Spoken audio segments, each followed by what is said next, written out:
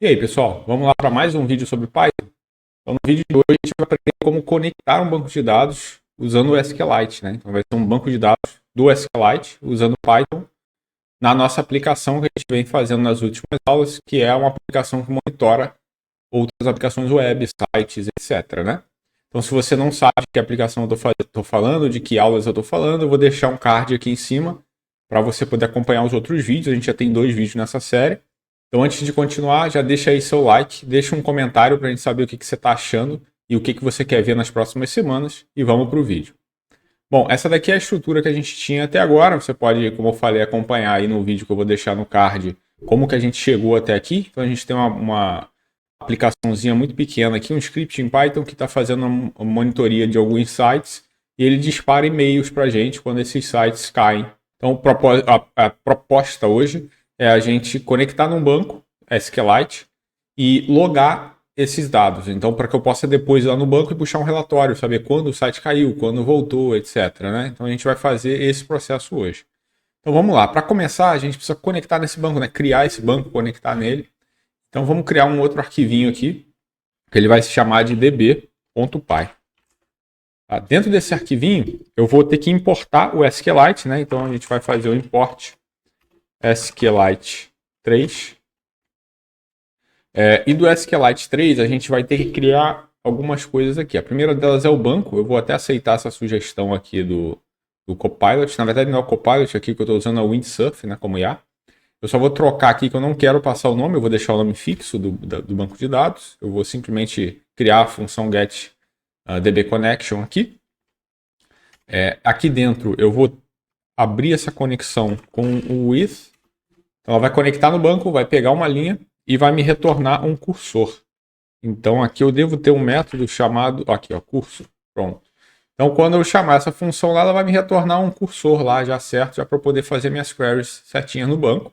E como é o SQLite, se ele não encontrar esse banco aqui, que ele vai ser um arquivo no fim das contas, ele vai criar isso já automaticamente para mim. Então aqui eu já lido com toda a parte de conexão.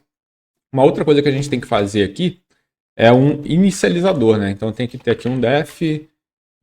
Eu vou aceitar esse nome aqui que ele me deu, também está bem bacana. E vamos ver o que ele escreveu aqui, ó. Vamos ver.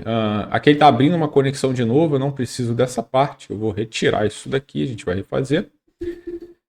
E aqui embaixo ele está verificando se existe uma tabela websites e está criando ela. Eu vou trocar aqui, eu vou tirar a indentação disso aqui. É quase isso que eu queria, tá? Eu vou tirar a indentação disso aqui. Eu vou trocar esse websites aqui para logs, porque a gente vai guardar os logs lá do monitoramento. E aqui em cima eu vou pegar a db chamando, vou pegar o cursor, né, no caso, chamando a nossa função que a gente fez ali em cima, tá? Então aqui eu já vou ter uma conexão, vou ter o cursor lá para poder fazer já o que eu quiser dentro do banco. E aqui embaixo eu vou dar um commit para ter certeza que salvou. Então o que essa função aqui vai fazer?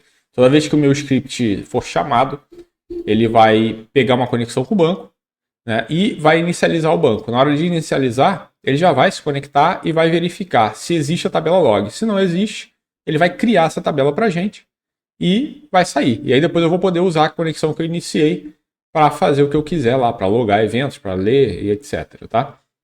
Então, esse aqui é como se ele se comporta como se fosse uma migration, né, numa aplicação maior, como se eu estivesse fazendo uma migração de dados. Então, se eu estou rodando esse script pela primeira vez em algum servidor novo, ele não vai ter o banco ainda, ele vai ser criado e daí em diante a gente vai conseguir inserir e retirar dados de dentro desse banco, beleza? Então, depois de criado isso aqui, então aqui nesse arquivo de DB é basicamente isso que a gente precisa. Agora a gente precisa importar isso aqui lá no nosso app e utilizar. Então vamos lá, deixa eu salvar isso aqui que eu não tinha salvado ainda.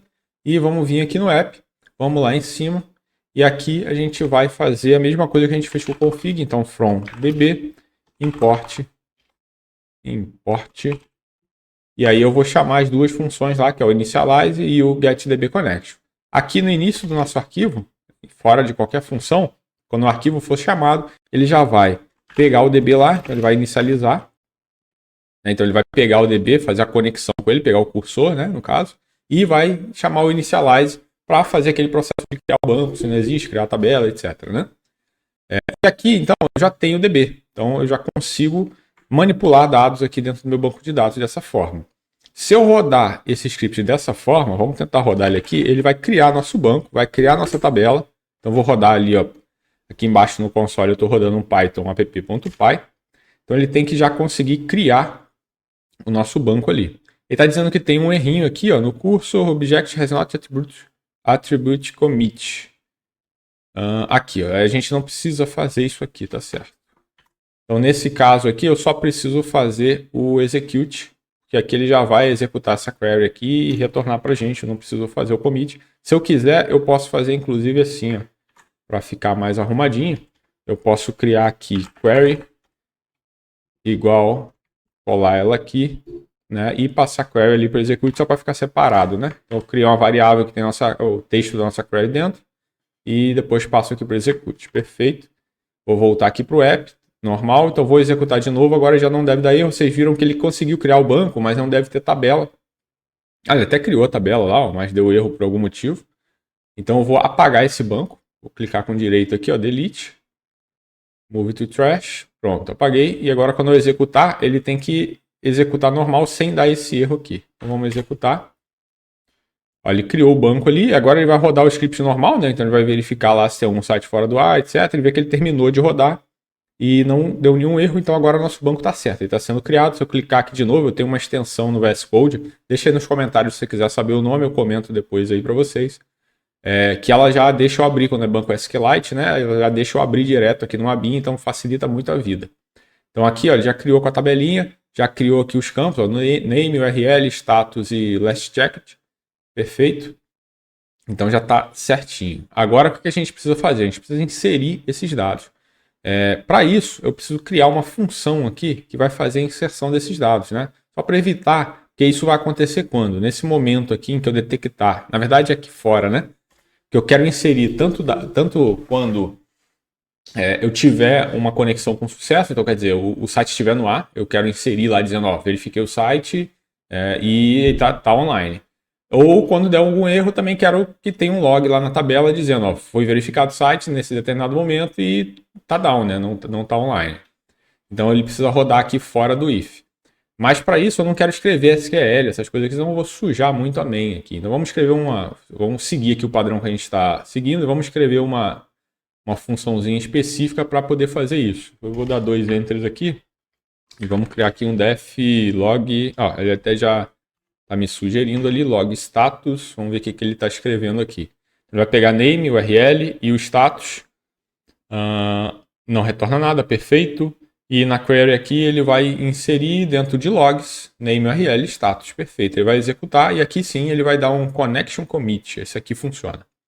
Então a gente pode fazer dessa forma. Esse commit aqui, teoricamente, ele não seria necessário, é só uma garantia a mais de que quando o script terminar de rodar, ele vai ter gravado de fato os dados lá no banco, tá? Mas se você for até o execute igual a gente fez na outra query ali, ele vai funcionar também, mas é bom deixar o commit aqui. Então vamos lá, log status. Então aqui o que eu tenho que fazer agora, como eu já tenho a minha função que vai logar esse status, eu só preciso chamar ela aqui na hora certa. Então aqui, deixa eu ver, aqui ele já até entendeu.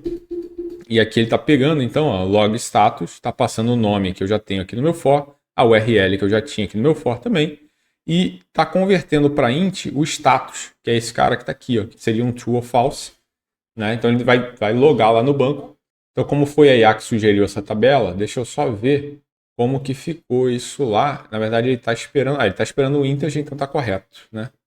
Eu pensei que ela pudesse ter criado aqui um campo como texto, e a gente poderia colocar up ou down, etc. Né? Mas como ela criou como integer, vamos manter assim, não tem problema nenhum. E aqui ele está convertendo, então se vier true, vai virar 1. Se vier false, vai virar 0 aqui. Né? Perfeito? Então vamos rodar de novo. Só para garantir, deixa eu abrir aqui novamente o banco. Não tem nada na tabela. Então vamos rodar a aplicação e ver o que vai acontecer. Ela está rodando, opa, já está inserindo lá no nosso banco. A gente pode ver que já inseriu. Aqui no status está certinho. Vamos conferir. Deixa eu expandir isso aqui. Perfeito. Então o que ela inseriu aqui? Ela rodou. Então ela rodou aqui para o primeiro registro aqui. Esse ID ele é incremental, né? Então o primeiro registro foi esse, foi o site da Visa. Ela coloca aqui qual é a URL, porque se em algum momento a gente mudar essa URL, a gente também consegue ter esse login quando que a gente mudou. Por isso que eu mantive a URL ali.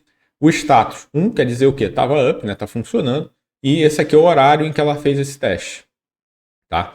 Então vê que ela guarda aqui o dia e até os segundos ali, ficou ok, tá bom de precisão. E aqui ela pegou o false, né, que é aquele que a gente criou de propósito para ele não estar up, né, não tá online. Tentou verificar que é o Vise com o final BE em vez de BR, né? Deixa eu expandir aqui para a gente ver direitinho. Ó.